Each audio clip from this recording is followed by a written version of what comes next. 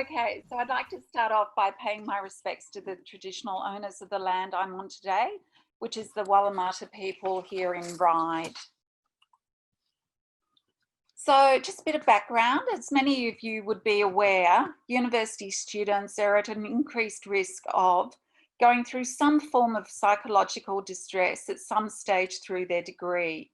And stresses for university students include finances, due to the cost of their degree, lack of sleep, poor nutritional diet, trying to balance the study and work responsibilities, coping with living away from home, and the pressure to do well.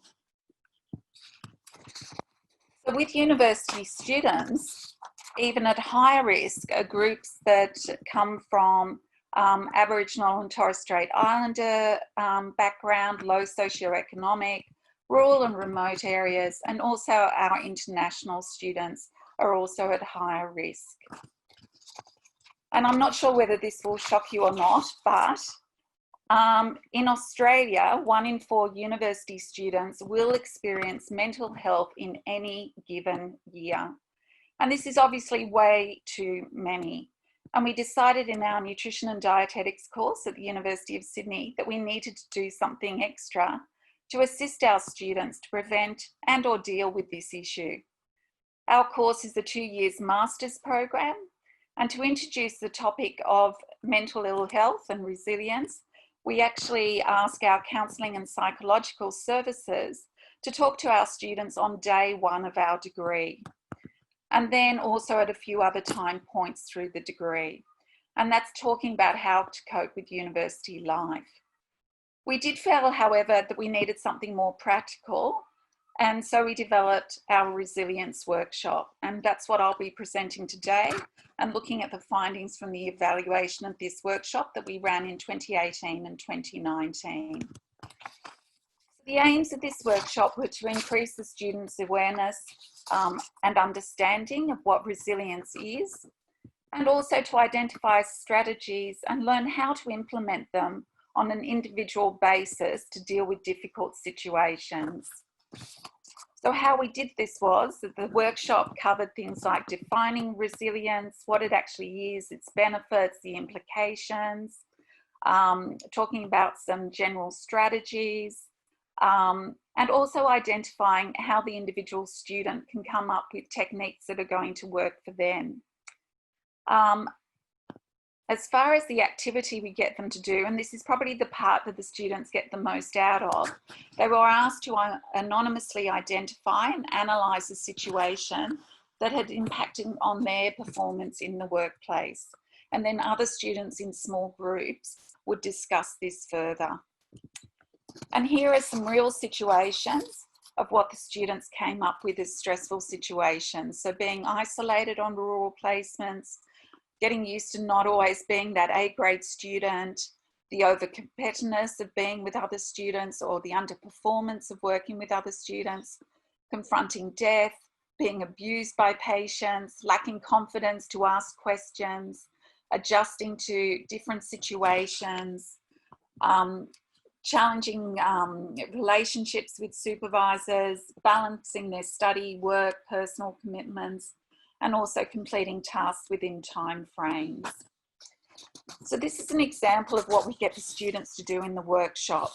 So they anonymously complete these questions. So they need to describe a situation, how did they respond, was it effective, would they do anything differently, and could they have done anything to prevent it?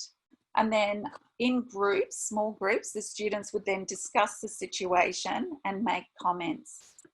And here we've got a real example of what a student wrote. So this student was on a rural placement, felt quite isolated. They responded by trying to keep busy, found that worked fairly well. They felt it was good to talk to family, but it also would have been better to talk to friends as well. One thing they could have done beforehand was to check what activities were available to do. And then in small groups, the group that looked at this one suggested that it would have been helpful to plan a little better, see what was available, check if there are any other students from different universities even to interact with. And they also identified that the person could have considered it was a chance to have some me time and that the situation was also only temporary. So when we look at the results of the evaluation, quantitatively, we can see that there was a definite increase of knowledge on resilience from 6 out of 10 to 8.7 out of 10. We can also see that generally the session was presented well, content was good, time allocated adequate, interesting session, and 72% found that the session was very useful. When looking at the qualitative feedback, overall, again, very positive. What they liked the best was viewing all the different videos that were in the workshop.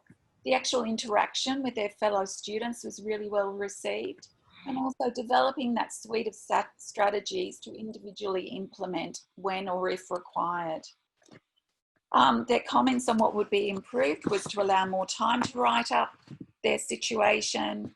A suggestion was to share some of these examples with students in first year before going on placement and research, and also maybe completing a personality quiz to work out their personal strengths.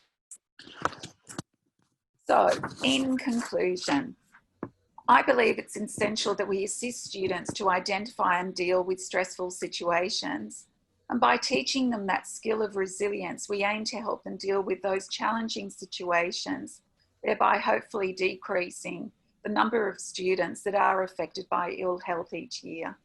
I also believe by including a workshop or other activities that assist students to build their resilience, we as educators can actually have a significant impact on a student's ability to cope, not just with their university life, but life in general.